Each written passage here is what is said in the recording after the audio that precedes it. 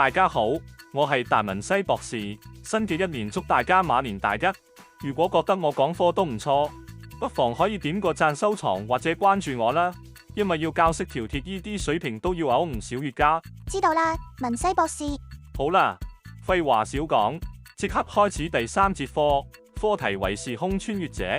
上節課提過，喺好多影視作品中有同時出現唔同作品主角嘅情況，尤其係近依幾年啲漫威電影同 DC 電影大製作中，幾十年前嘅過氣明星都請翻晒嚟再演。其實呢啲情況喺特攝作品中都比較常見，幾乎每年都可以睇到。不過點都好，佢哋無一例外都係會引用平衡宇宙呢個概念，而可以令各位主角同時出現嘅原因，就係今次嘅課題時空穿越。其實從 SD 世界誕生開始，時空穿越呢個概念就已經存在。例如 SD 遊戲作品中只有一個主角絕對唔夠玩，好似超級機器人大戰、SD 高達 G 世代等等，都要揾個原因集齊各位主角穿越聚埋一齊。原嚟係咁㗎。而時空穿越其實可以細分為2大類。第一大類係比較基礎嘅時間穿越，顧名思義可以喺時間線之中穿越，回到過去或者穿越未來。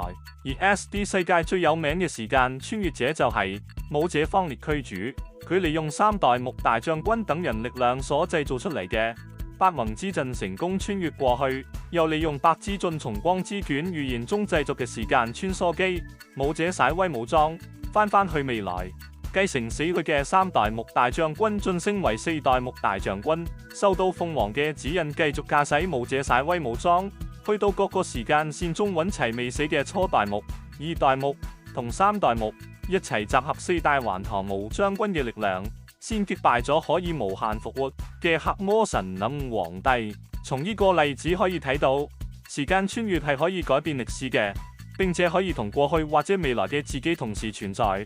不過咁其實意味住改變歷史，其實亦等於創造出一個新嘅平衡宇宙。呢個課題我哋後面可以深入再講。講翻時空穿越嘅第2大類，空間穿越。比時間穿越容易理解，就係從一個空間瞬間嚟到另一個空間，而空間之間往往會有一個限界先有意義，否則只係瞬間轉移。理論上只要速度足夠快，就可以喺同一個空間裡面隨意移動。比如聖龍騎士靈高達，佢就使用過自己所鑽研嘅雷龍劍第4重武功，將自己同雷龍劍中隱藏嘅等離子龍力量結合，同龍基多拉古一齊化身成等離子多拉古，瞬間擊殺晒所有維斯狼蛛，可謂快如閃電，真係名副其實嘅雷龍一族。不過咁並唔屬於空間穿越嘅技巧應用。咦？點解嘅？比如喺 SD 高達外傳嘅吉翁篇中，騎士阿力克斯喺拉庫洛亞城堡慶功宴時，將佢家傳之寶引導之豎琴借俾公主庫盧演奏，神奇咁製造出一個傳送門，將騎士高達同阿爾加斯騎士團4位高達傳送到吉翁躲藏嘅大本營摩爾界。不過即使強如騎士阿姆羅就俾傳送門彈開。由此可見，並唔係任何人都可以隨意進行空間穿越。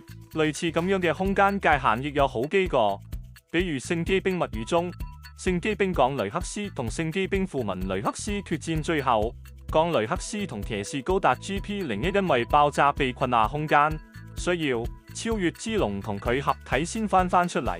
喺最終戰中，邪神機兵富文卡羅佐仲可以隨意咁喺潘格爾界同蘇達德亞卡世界之間撕開裂縫。空間理論亦可以解釋喺騎士高達物語中，末日光環點解可以令所有聯邦族嘅人消失？咦？點解嘅？消失期間都被傳送到另一個時間停止嘅空間，又傳送翻嚟。總而言之，呢啲有界限嘅空間各式各樣，每個空間有自己一套規則，決定咩人可以出入。我哋所熟知嘅騎士超越之龍，佢顯然就係一個高超嘅空間穿越者，甚至可以進入人哋嘅夢境，成日彈出彈入你都吹佢唔漲。不過無論係時間穿越定係空間穿越，都係 boss 級別嘅能力。而真正高超嘅穿越係喺平衡世界之間，可以話係時間穿越同空間穿越同時發生嘅更高級別嘅技巧應用。幾乎只有神級存在先可以主動發動呢啲技巧。比如古代黃金神可以從武者世界召喚武者真莫參迷到騎士世界。比如海鬥神戰記中，黃金神自己就穿越兩個世界之間，同時仲可以將時間穿越能力賦予未來嘅啟示騎士艾克斯高達回到過去救場。好啦，今日就講到呢度，下堂課嘅課題係世界穿越者，記得返去複習啦。落課。本期 SD 研究所完結啦，希望各位大佬鍾意啦。有更多關於 SD 高達嘅資訊，可以登入上面地址訪問。有什麼意見建議，歡迎留言。求大佬們一鍵3連，我係你的識條鐵大文西，拜拜。